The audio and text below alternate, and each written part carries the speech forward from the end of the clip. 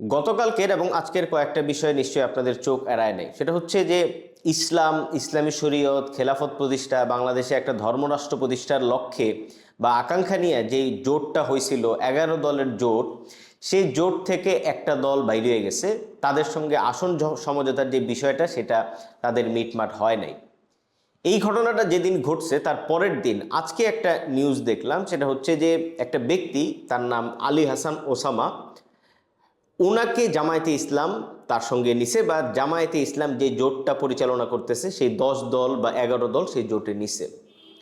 এই ঘটনার একটা সিগনিফিকেন্স আছে। সিগনিফিকেন্সটা হইলো যে যেই দলটা এই 11 দলীয় জোট থেকে বের হয়ে গেছে, অর্থাৎ চরমোনাই হুজুরের দল, তারা সবচেয়ে স্পষ্টভাবে বাংলাদেশে ইসলামী শরিয়া কায়েমের লক্ষ্যে বা ইসলামী শরিয়া এই যে বাংলাদেশে বাস্তবায়ন হইতে হবে এই ব্যাপারে আলাপ আলোচনা করত। তারা যখন আসল সমাজতা থেকে বাইরে হয়ে গেল, ঠিক সেই মুহূর্তে জামায়াতে ইসলাম এরকম আলী হাসান ওসামা টাইপের এরকম একজন লোককে নিয়ে আসলো, যেই লোক চরমোনাই পীঠ থেকেও আরও ভয়ানকভাবে ইসলাম প্রতিষ্ঠা, জিহাদ বা এই জায়গাগুলোকে হাইলাইট করে। ফলে যে আইডিয়াটা খুব ক্লিয়ার সেটা হচ্ছে যে এই 11 দলীয় জোট যেই আকাঙ্ক্ষার উপরে বা যেই কারণে জোটটা প্রতিষ্ঠা হয়েছে, সেখানে ইসলামী শরিয়ার বাস্তবায়ন বা খোলামেলাভাবে মাঠ পর্যায়ে নির্বাচনী প্রচারণায় ইসলামী শরিয়া খেলাফত প্রতিষ্ঠার যে বিষয়টা আছে সেটা তারা রাখতে চায়। ফলে এখানে দুইটা প্রশ্ন মৌলিকভাবে উঠে আসে। তার প্রথমটা হচ্ছে যে জুলাই গণ অভ্যুত্থান যেই নেতারা করলো তাদের একটা বড় অংশ তো এনসিপি গঠন করছিল। তো সেই জুলাই গণ অভ্যুত্থানের যেই নেতারা, নাহিদ ইসলাম বলেন বা সাজ্জিস আলম বলেন, হাসনাত আবদুল্লাহ বলেন, তাদের নাম অলরেডি এক ধরনের অতি ব্যবহারে জিনিসগুলোর মধ্যে এক ধরনের বিরক্তি তৈরি হয়েছে, তবুও নামগুলো বলতে হচ্ছে। এই এনসিপি দলটা তারাও কি আসলে একটা ইসলামী শরিয়া চায়? অন্তত তারা জামাতের সঙ্গে সামনে হাজির হওয়ার পরে তারা আজাদি, নারায়ে তাকবীর কিংবা টুপি, মসজিদ কেন্দ্রিক, পুরুষ কেন্দ্রিক তাদের যে নির্বাচনী প্রচারণা সেগুলোর মধ্যে দিয়ে সেই ধরনের একটা ইঙ্গিত দিচ্ছে। তার তারা যে জুলাই গণ অভ্যুত্থান করছিল, সেই গণ অভ্যুত্থান কি তারা নেতৃত্ব যে দিছিল সেই জায়গায় তারা হাসিনার পতন বলতে কি একটা নতুন খেলাফত প্রতিষ্ঠার রাজনীতি বাংলাদেশে শুরু করতে চাইছিল? এটা একটা মৌলিক প্রশ্ন। কারণ আপনি এনসিপি তো কখনোই সরাসরি এই কথা বলেন নাই যে ইসলামী শরিয়া নিয়ে আপনাদের আগ্রহ নাই, কিন্তু আপনাদের যে জোট সেই জোটে সরাসরি ইসলাম প্রশ্নে, ইসলামী শরিয়া বাস্তবায়ন প্রশ্নে খুবই ভোকাল লোকজনকে আপনারা সেখানে রাখতে হচ্ছে। আপনারা তাদেরকে ছাড়া রাজনীতি সাজাইতে পারতেছেন না। এবং এখানে দ্বিতীয় প্রশ্ন হইল যে বাংলাদেশে যদি একটা ইসলামী শরিয়া নির্ভর একটা সরকার ব্যবস্থা আসে, সেই সরকার ব্যবস্থাকে আসলে ভারত বলেন, চীন বলেন, আমেরিকা বলেন, তারা আসলে কিভাবে দেখবে? প্রথম প্রশ্নের সমাধান আমি দিতে পারবো না, এই প্রশ্নের সমাধান এনসিপির লোকদেরকে দিতে হবে। আমি শুধু আমার জায়গা থেকে বলতে পারবো যে এনসিপি প্রমাণ করছে যে তারা আসলে বাংলাদেশে একটা ইসলামী শরিয়া বাস্তবায়নের জন্যই কাজ করবে, এবং তারা অনেক ঘোলা কইরা ফাইনালি আইসা ঠিকই তাদের যে রাস্তা সেই রাস্তায় তারা মিশছে। এবং সেটা মেশার পরে আপনারা জানেন যে তার দলের থেকে অনেক লোক বের হয়ে গেছে, এবং জুলাইয়ের গণ অভ্যুত্থানের সঙ্গে জড়িত ছিল এরকম অনেকে একটা নতুন রাজনৈতিক দলও গঠন করছে যেটার নাম এনপিএ। ফলে এনসিপির বিষয়টা এনসিপিতে এখন পর্যন্ত যারা আছে তাদের বিষয়ে আমি অন্তত ধারণা করি বা বলতে পারি যে তারা আসলে বাংলাদেশে একটা ইসলামী শরিয়াতি বা ইসলামী শরিয়া বাস্তবায়ন করার লক্ষ্যেই আগাচ্ছে, এবং তাদের এক্ষেত্রে এলাই জামায়াতে ইসলাম বা মামুনুল হক বা চরমোনাই হুজুর পাইলে ভালো হইতো, এখন চরমোনাই হুজুর না পাওয়াতে এইরকম আলী হাসান ওসামাদের মতো একদম ওপেন ইসলামী শরিয়া বা ইসলামী খেলাফত প্রতিষ্ঠার ভোকাল। তবে দ্বিতীয় যে প্রশ্ন যে আমেরিকা, ভারত বা চায়না তারা আসলে বাংলাদেশে ইসলামী শরিয়া ধরনের কিছু চাইবে কিনা, এক্ষেত্রে আমার একটু বলার আছে। সেটা হচ্ছে, প্রথমে আপনি যদি ভারতের দিকে তাকান, ভারতে এই মুহূর্তে আপনারা যে কোনো নাগরিকের সঙ্গে কথা বলবেন, তারা দেখবেন বাংলাদেশের ব্যাপারে একটা ভালো নলেজ রাখে। সেটা সত্য মিথ্যা অন্য জিনিস, কিন্তু একটা নলেজ রাখে। সেই নলেজটা হচ্ছে যে ভারতের ম্যাক্সিমাম মানুষ মনে করে যে বাংলাদেশে মাইনরিটি নির্যাতন হচ্ছে বা হিন্দু সংখ্যালঘুদের উপর নির্যাতন চালানো হচ্ছে, এবং দীপু দাসের যে ঘটনাটা, সেই ঘটনাটা তো কেউ না কেউ প্ল্যান করে ঘটাইছে। সেটা নিয়েও ভারতের সাধারণ মহলে, সেটা শুধু পশ্চিমবঙ্গ না, টোটাল ভারতে এটা নিয়ে একটা খুব ক্লিয়ার ধারণা আছে। এর বাইরে বাংলাদেশে একটা ইসলামী রাষ্ট্র নির্মাণ প্রকল্প আগায় যাচ্ছে, ভারতের মানুষ এরকমও মনে করে।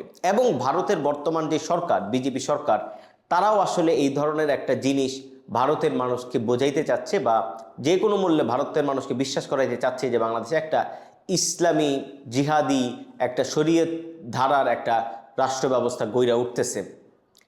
আপনারা খুব ভালোভাবেই জানেন যে আগামী 7 মেতে বর্তমান যে পশ্চিমবঙ্গ সরকার আছে, তাদের যে স্টেট সরকার মমতা ব্যানার্জির, সেই সরকারের টাইমলাইন শেষ হবে। মানে এই মার্চ বা এপ্রিলেই পশ্চিমবঙ্গে বিধানসভা নির্বাচন হবে। ফলে সেই বিধানসভা নির্বাচনকে কেন্দ্র করে বিজেপি প্রায় অনেক বছর ধরে চেষ্টা করতেছে। আগেরবার তারা পারে নাই, তার আগেরবারও তারা পারে নাই। ফাইনালি বাংলাদেশের এই ঘটনাটাকে তারা অনেক বড়ভাবে হাজির করতে সক্ষম হইতেছে। এবং আপনারা জানেন যে বাংলাদেশে থেকে মানে পশ্চিমবঙ্গে যাওয়ার ব্যাপারে, কলকাতা যাওয়ার ব্যাপারে যে ভিসা টিসাগুলো ছিল, মানে বাংলাদেশের অনেক মানুষ তো মানে সেখানে যাইতো, সেই জিনিসগুলা কেন্দ্রীয় সরকার মানে বিজেপি সরকার বন্ধ করে রাখছে। এবং ভারতের মানে পশ্চিমবঙ্গের মানুষজনকে তারা বোঝাইতে পারছে যে বাংলাদেশে একটা ইসলামী রাজনীতির উত্থান ঘটে গেছে। ফলে আপনি যদি পশ্চিমবঙ্গের এই বিধানসভা নির্বাচনকে হিসাব কইরা, মানে বিজেপির সবচেয়ে বড় একটা আঘাতের জায়গা বা প্রয়োজনীয় জায়গা কিন্তু পশ্চিমবঙ্গ, এটা বিজেপির রাজনীতি যদি আপনি বুঝেন তাহলে বুঝতে পারবেন। প্রতিবার তারা আসলে শেষ পর্যন্ত মানে ফাইটটা দিতে পারে না, এবং গতবারের লোকসভা নির্বাচনেও তারা ফাইটটা দিতে পারে নাই পশ্চিমবঙ্গের কারণে। কারণ পশ্চিমবঙ্গই হচ্ছে একটা মাঝামাঝি অবস্থায় থেকে যাচ্ছে। সাউথ ইন্ডিয়া বলেন বা দক্ষিণ ইন্ডিয়া বলেন, সেখানে কিন্তু আসলে বিজেপি কখনোই কিছু করতে পারবে না। ফলে পশ্চিমবঙ্গ হচ্ছে মানে বিজেপির ক্ষমতায় আগামী মানে লোকসভা নির্বাচনে জেতার জন্য একটা বড় জায়গা। ফলে পশ্চিমবঙ্গে যে কোনো মূল্যে বিজেপি ঢোকার চেষ্টা করবে। সেই জিনিসটাকে যদি আপনি হিসাবের মধ্যে রেখে আপনি যদি এবার মিলাইতে চেষ্টা করেন, তাইলে আগামী জাতীয় নির্বাচন মানে আমাদের ফেব্রুয়ারির যে নির্বাচন, সেই নির্বাচনে তারেক রহমান সাহেব আসলে কি ভারতের মানুষের সেই ভয়টা থাকবে যে ভয়টা এখন মানুষ পাচ্ছে? নাকি জামায়াতে ইসলামের এই যে 11 দলীয় বা 10 দলীয় যেই জোট, যারা কথায় কথায় গাজওয়াতুল হিন্দ করবে, কথায় কথায় ইসলামী খেলাফত প্রতিষ্ঠা করবে, কথায় কথায় বলে যে মানে বাংলাদেশে খেলাফত প্রতিষ্ঠা হবে, তারা আসলে তারা এই ভয়টা পাবে। ফলে বিজেপি কিন্তু একভাবে চাইবেই যে বাংলাদেশে মানে অন্তত তার ক্ষমতাকে, তার মেরুকরণের রাজনীতিকে সামনে নিয়ে আসার জন্য বা অগ্রসর করার জন্য বাংলাদেশে জামায়াতে ইসলামের উত্থান হোক বা ইসলামী খেলাফতের রাজনীতি উত্থান হোক। এখন চীন বা আমেরিকার কথা যদি আপনি মনে করেন বা ভাবতে চেষ্টা করেন, তাইলে আপনি বুঝবেন যে যে কোনো গণতান্ত্রিক একটা নর্মাল সরকারের চেয়ে একটা অগণতান্ত্রিক ইসলামী শরীয়ত বা ইসলামী ধারার একটা সরকার আসলে তাদের দুইজনের জন্যই নানা ধরনের ফন্দি ফিকির করা এখানে সম্ভব। মনে রাখবেন, আমেরিকা আর চীন কখনো বাংলাদেশের জমিনে আইসা সরাসরি মারামারি করবে না। ধরেন আমেরিকা একটা বন্দর পাইলো, আরেকটা বন্দর চীন নিবে, আরেকটা জায়গা মানে একটা করিডোর চীন বানাইতে পারলো বাংলাদেশের সুবিধা নিয়ে, তারপরে আমেরিকা আরেকটা কিছু নিবে। ফলে চীন আর আমেরিকা কখনো বাংলাদেশের জমিনে আইসা মারামারি করবে না। কিন্তু দুইজনেরই যেটা দরকার সেটা হচ্ছে যে বাংলাদেশে এমন একটা সরকার ব্যবস্থা, যেই সরকার ব্যবস্থাটা গ্লোবাল হিসাব অনুযায়ী, গণতান্ত্রিক হিসাব অনুযায়ী শক্তিশালী না। ফলে সেই দুর্বল সরকারকে দিয়ে তারা যে কোনো কিছু করাইতে পারবে। হাসিনার সন্ত্রাস দমন আইনের সঙ্গে আপনি যদি ইসলামী শরীয়তের আইনকে মিলাইতে চেষ্টা করেন, তাইলে আপনি খুব ক্লিয়ারলি আরও জিনিসটা বুঝতে পারবেন। ধরেন আপনি একটা বন্দর দিয়ে দিচ্ছেন, সেই বন্দর দিয়ে দেওয়ার প্রসঙ্গে বাংলাদেশের রাজনৈতিক দলগুলা রাস্তাঘাটে প্রদর্শন, আন্দোলন ইত্যাদি শুরু করলো। সেই বাস্তবতার দ্বারাই আপনি যদি চিন্তা করেন যে হাসিনা যেভাবে সন্ত্রাস দমন আইন ব্যবহার করতো, সেই একই পদ্ধতিতে এই ইসলামী শরীয়তের যে আইন, তারা যদি সেই জায়গাটাকে ব্যবহার করে, সেটা তো আমেরিকা বা চীন উভয়ের জন্যই লাভজনক হবে। ফলে আমরা মিলাইতে পারি না যে কি কারণে বাংলাদেশে ইসলামীর এই উত্থান বা ইসলামী শরিয়া ধারণার এই উত্থানের পরেও চীন কোনো কথা বলে না বা আমেরিকা কোনো কথা বলে না, বা ইভেন ভারতও যখন বলে যে ভারত আসলে জিনিসটাকে দিয়ে তার মেরুকরণের রাজনীতিটাকে আরও আগায় নিতে চায়। ফলে এই আন্তর্জাতিক বড় বড় শক্তিগুলো কিন্তু বাংলাদেশে ইসলামী শরিয়ার একটা উত্থান দেখতে চাইতে পারে। এবং এই ডটটা যদি আপনি এবার দেশের রাস্তায় মিলাইতে চেষ্টা করেন, দেশের রাজনৈতিক যে জোট ইত্যাদি হচ্ছে ইসলামকে কেন্দ্র করে, সেখানে এসে মিলাইতে চেষ্টা করেন, তারাও আসলে এই জিনিসটাকেই রাখতে চাচ্ছে। ইসলামী শরিয়ার এই আলাপটাকে কোনোভাবেই তারা হারাইতে দিতে চাচ্ছে না। যাই হোক, আমার যে শেষ যে প্রশ্ন সেটা হচ্ছে যে তাইলে প্রফেসর ইউনূস ঠিক কী কারণে এই একটা জোটকে গণভোটের হ্যাঁ ইত্যাদি বলার মধ্যে দিয়ে হাইলাইট করতেছে? এক্ষেত্রে আমার যেরকম ধারণা ছিল সেটা হচ্ছে যে প্রফেসর ইউনূসের সঙ্গে জামায়াতে ইসলামের একটা আলাপ আলোচনা হয়ে থাকতে পারে। হ্যাঁ, প্রফেসর ইউনূসের নিশ্চয়ই তার যে গ্রামীণ ব্যাংক বা বাংলাদেশে তার যে সম্পত্তি ইত্যাদি আছে সেগুলো অনেকখানি হুমকির মুখে পড়তে পারে। সেই সব জায়গায় জামাত ইসলামের সঙ্গে তার আলাপ হয়ে থাকতে পারে বা এমনকি তিনি প্রেসিডেন্টও হয়ে থাকতে পারেন। অন্যদিকে এমনও হইতে পারে যে প্রফেসর ইউনূস আসলে একজন দুর্বল চিত্তের মানুষ এবং তিনি গত 1 বছরে তার সরকারের ভিতরে নানাভাবে শক্তির যে ডাইনামিক্স তৈরি হয়েছিল এটার সঙ্গে তিনি আসলে পাইরা ওঠেন নাই। কিন্তু আমি যদি ব্যক্তিগতভাবে বলার চেষ্টা করি সেটা হচ্ছে যে জামায়াতে ইসলাম প্রফেসর ইউনূসকে ব্যবহার করলেও আলটিমেটলি প্রফেসর ইউনূস জামাতের কাছে তেমন কিছু নাও পাইতে পারেন। এর মধ্যে আপনারা জানেন যে গত পরশুদিন মেবি তারেক রহমান সাহেব পরিবার নিয়ে প্রফেসর ইউনূসের সঙ্গে আলাপ করতে গেছিলেন। নিশ্চয়ই এই ঘটনারও একটা সিগনিফিকেন্স আছে। প্রফেসর ইউনূস যদি অনেক বড় কিছু না চান, যদি তিনি তার রাজনৈতিক ক্যারিয়ার বাংলাদেশে লম্বা করতে না চান, তাইলে আমি মনে করি যে তারেক রহমানই তাকে আসলে অনেক ধরনের সুযোগ সুবিধা দিতে পারবে, যেমন তার গ্রামীণ ব্যাংক বা ইত্যাদি বিষয় আসে এগুলোর সমাধান তারেক রহমান করতে পারবেন।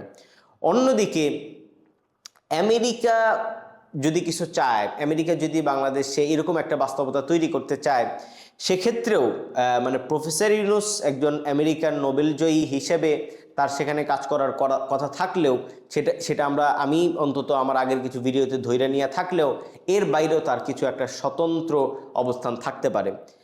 এমনও হইতে পারে যে তিনি আসলে মানে জামাতের পক্ষে বর্তমান যে সাপোর্টটা বা সমর্থনটা দেখাচ্ছেন সেটা বেসিক্যালি এক ধরনের নাটক, যে জামাত ইসলাম যেন নির্বাচন থেকে সইরা যাওয়ার কোনো চিন্তা না করে, ফলে তিনি একটা নির্বাচন হইতে দিতে চাচ্ছেন। এবং জামাত ইসলাম যেহেতু নির্বাচনটাকে যে কোনো সময় ঝামেলা করতে পারে, ফলে সেই জায়গা থেকে হয়তো তিনি মানে জামাতের পক্ষে থাইকা বা তার সরকারের কোনো উপদেষ্টাকে জামাতের পক্ষে কাজ করার একটা মানে রাস্তা তৈরি করে দিয়ে নির্বাচনটাকে নিশ্চিত করতে চাচ্ছেন।